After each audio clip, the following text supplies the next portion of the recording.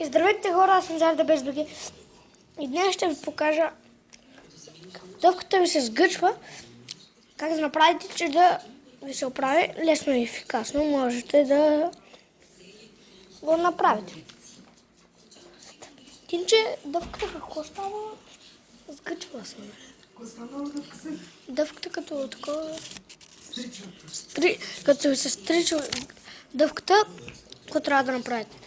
Сега аз дъвчага стричена дъвка.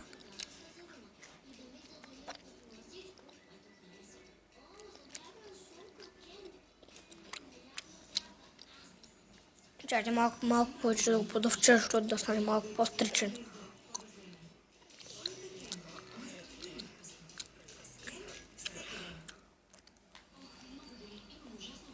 Ето, стричена е. Сега като е стричена трябва няколко пъти е така. 3-4, нали повече.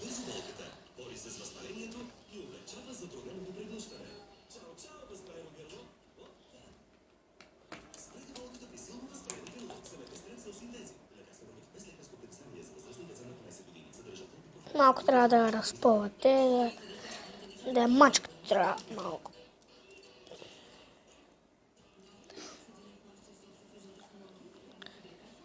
Ето, дъвката ви вече не е сгъчкана.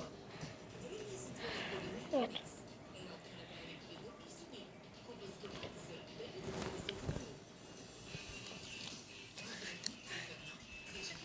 И дъвката ви е готова. Това трябва да направите, когато ви е така дъвката станала. Това беше от мен, аз ви Чао!